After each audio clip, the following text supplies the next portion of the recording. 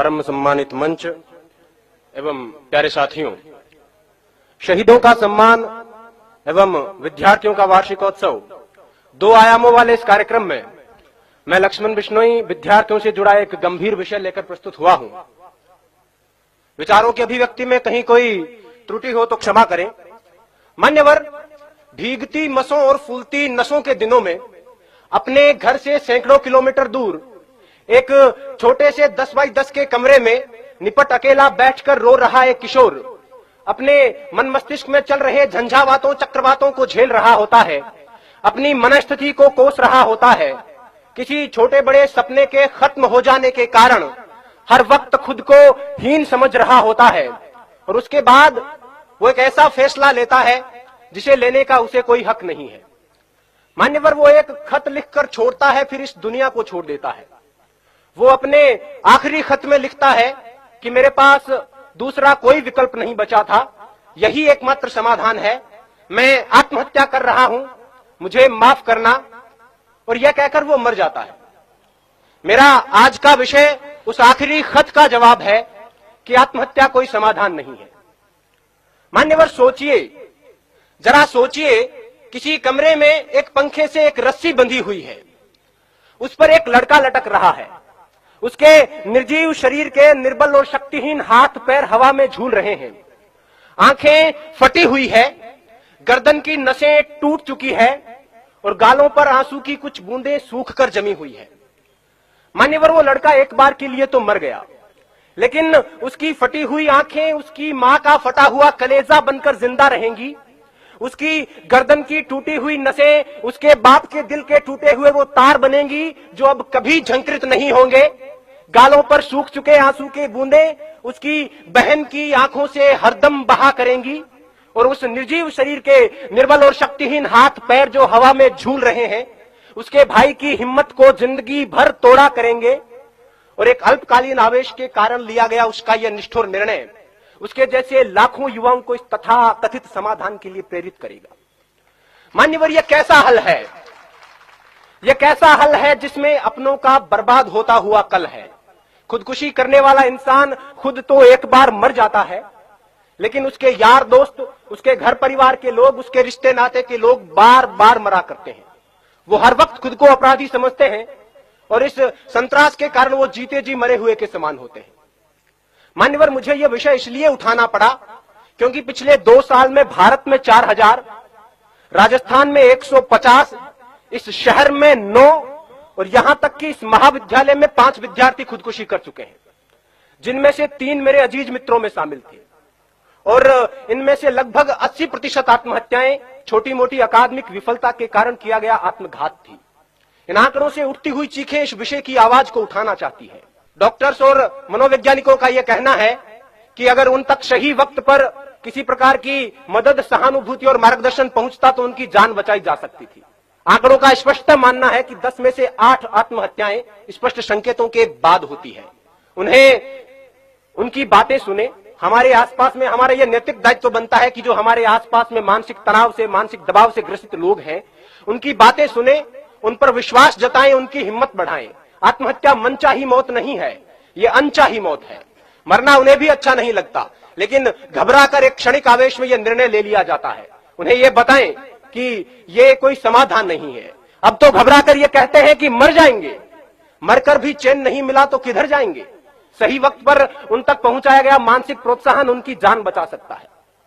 जो खुदकुशी करना चाहते हैं उनके लिए मेरा यही संदेश है कि जब कभी यह लगने लगे कि अब तो बस आत्महत्या ही एकमात्र उपाय है, खुदकुशी ही एकमात्र समाधान है, तब अपनी आंखें बंद करके अपनी भविष्य दृष्टा कल्पना शक्ति से अपनी मौत का मंजर देखिए।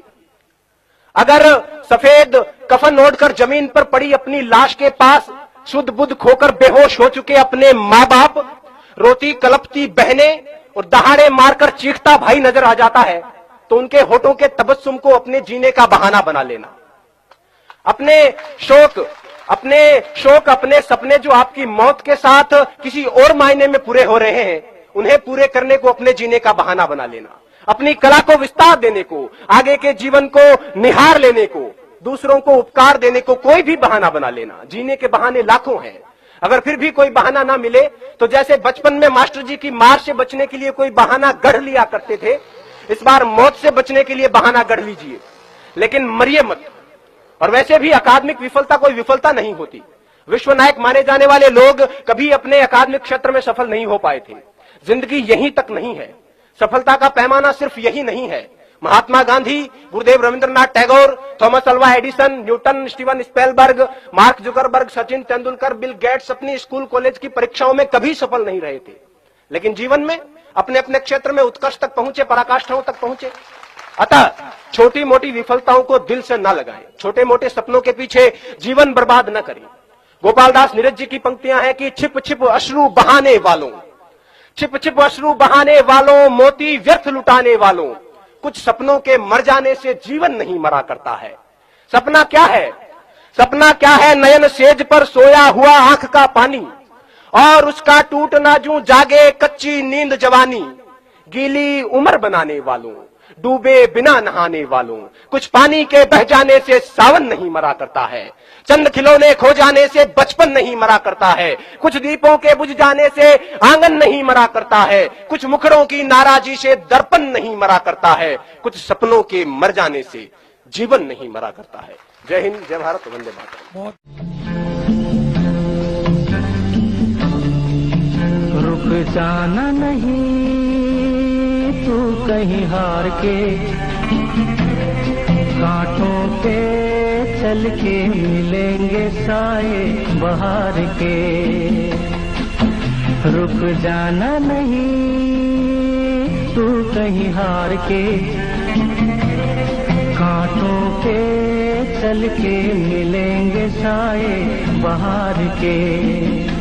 ओ राही ओ राही ओ राही ओ राही ओ राही ओ राही ओ राही ओ राही।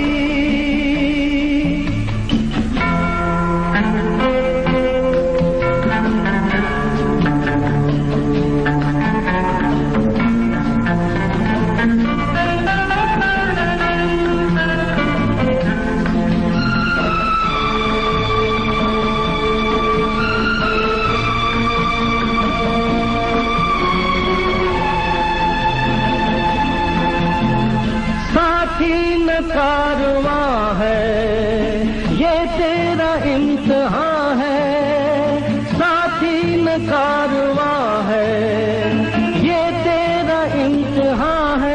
यूं ही चला चल दिल के सहारे, करती है मंजिल तुझको इशारे।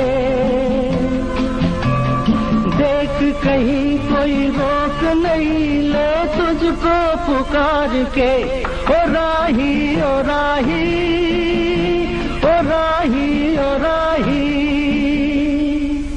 रुक जाना नहीं तू कहीं हार के, कांटों पे चल के मिलेंगे साए बहार के। ओ राही ओ राही